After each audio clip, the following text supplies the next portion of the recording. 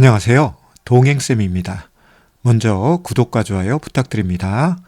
고맙습니다. 오늘은 외도 직면 후 부부가 외도 극복을 못하는 이유에 대해 생각해보는 시간을 갖도록 하겠습니다. 외도 직면 후 외도 극복에 성공하는 부부가 있는 반면 그렇지 못한 부부도 많습니다. 그런데 외도 극복을 하지 못하는 부부에게 공통적인 특징이 있는데요. 오늘은 크게 세 가지만 다루도록 하겠습니다. 첫 번째, 자존감 하락 때문입니다. 외도는 자존감 하락에 의해 발생하는 사건입니다. 많은 분은 성욕 때문에 외도가 벌어진다고 하지만 이것은 표면적인 것이고요.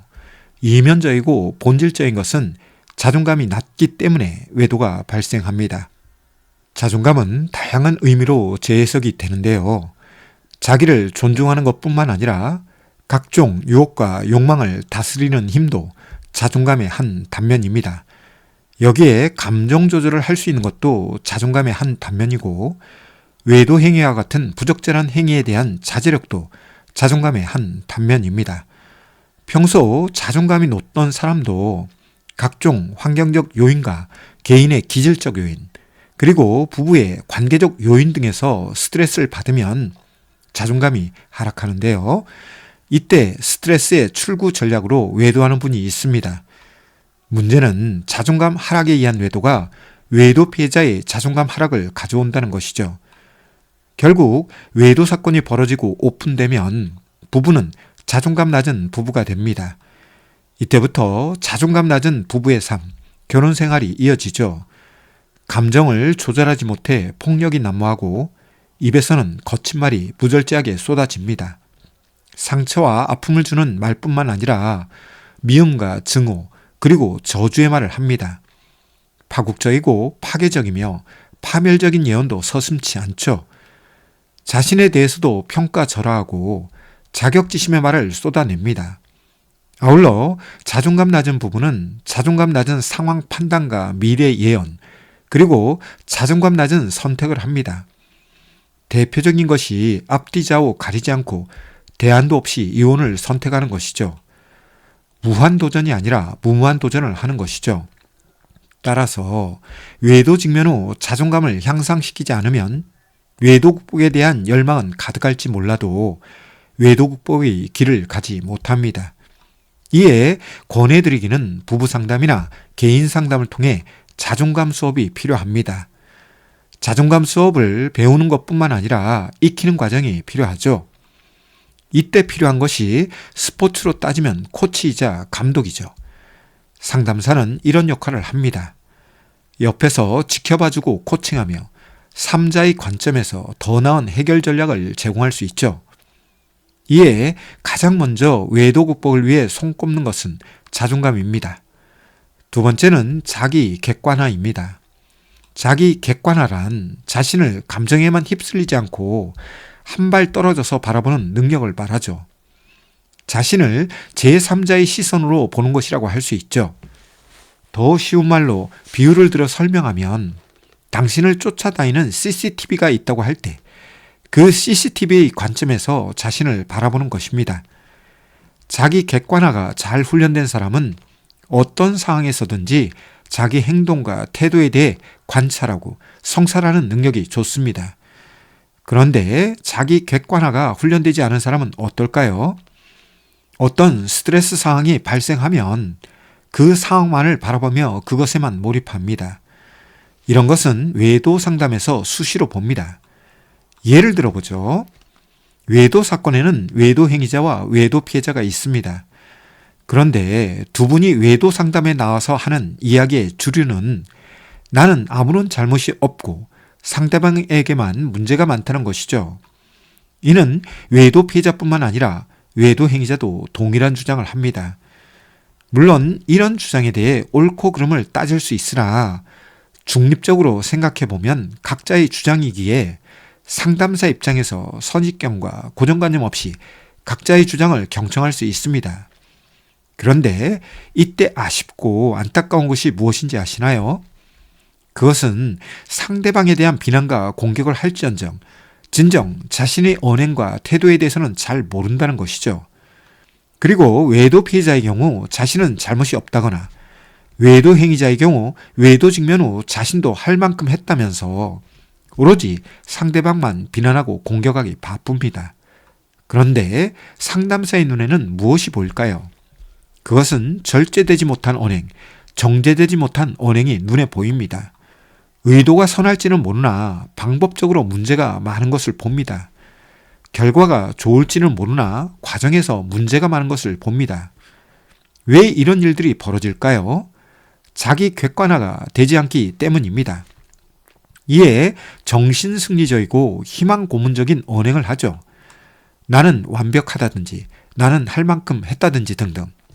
제가 반복적으로 말씀드리지만 외도와 직면한 부분은 해야 할 것과 하면 안 되는 것이 있습니다. 이는 외도 행위자뿐만 아니라 외도 피해자에게도 적용되죠. 예를 들면 폭력이 대표적인 것입니다. 외도 행위자의 폭력도 문제이지만 외도 피해자의 폭력도 문제입니다. 결코 정당화될 수 없죠. 그런데 외도 사건이 부부 사이에 벌어지면 외도 피해자는 자신의 폭력에 대해 자기 합리화를 합니다. 정서적으로는 외도 피해자의 입장이 이해가 되나 방법적으로, 과정적으로 문제 행동을 한다면 이는 결코 수용하기 어려운 행동이라고 할 수 있죠. 왜 이런 일들이 빈번히 벌어질까요? 바로 자기 객관화가 되지 않기 때문이죠. 자신이 스스로 찍는 CCTV를 보지 않았으니 본인이 무엇을 어떻게 했는지에 대해 잘 모르죠. 이는 외도 행위자, 외도 피해자 모두 동일합니다. 이러다 보니 외도 극복은 유연하죠. 따라서 자기 객관화도 훈련과 연습이 필요합니다. 마지막으로 깨달음 부족입니다. 외도 직면 후 부부에게 필요한 것은 외도 내용보다 그 뒤에 숨은 행간을 아는 것입니다. 외도는 부부의 삶 과정에서 누적된 문제 혹은 누적된 스트레스가 변질되어 나타나는 현상이죠. 그런데 많은 부부는 외도 직면 후 외도 내용에 집착하고 몰입하며 가치 판단적인 것에 집중합니다. 그러다 보니 정작 본질적인 접근과 분석은 없고 오로지 옳고 그른가 좋고 나쁨이라는 이중잣대 속에서 부부는 밀당과 전쟁을 지속합니다. 이런 밀당과 전쟁은 끝이 없죠. 왜냐하면 밀당과 전쟁이 지속될수록 아픔과 상처만 양산되기 때문이죠. 그럼에도 불구하고 부부는 이 밀당과 전쟁을 포기하지 않습니다. 왜냐하면 자존감 하락과 함께 자존심이 강해져서 밀당과 전쟁을 포기한다는 것을 수용하지 못하죠. 결국 만신창이가 되어 이혼하거나 만신창이가 되어 상담실에 오는데요. 그 과정에서 생긴 아픔과 상처의 시간이 길다 보니 치료와 회복의 시간도 똑같이 길어집니다. 1년 묵힌 부부의 치료와 회복은 최소한 1년이란 시간이 필요하고 10년 묵힌 부부의 치료와 회복은 10년이란 시간이 필요하죠.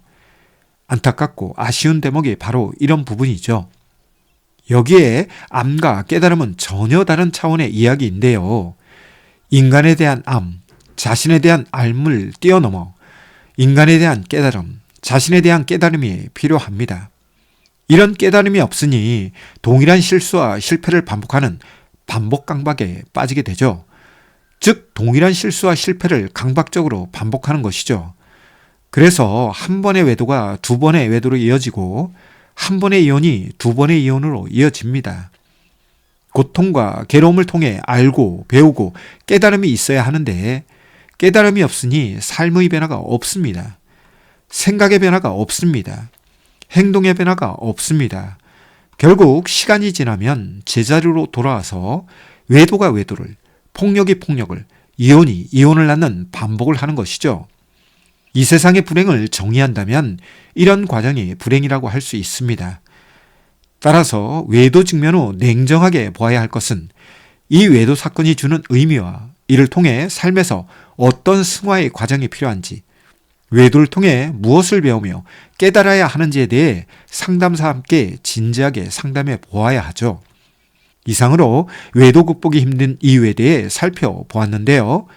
여러 가지 이유가 있지만 자존감 향상, 자기 객관화 훈련, 깨달음이라는 세 가지 카테고리만 갖추어도 외도 극복의 첫걸음을 걸을 수 있으며 이를 통해 외도 예방뿐만 아니라 외도로 인한 고통과 괴로움을 완화할 수 있습니다.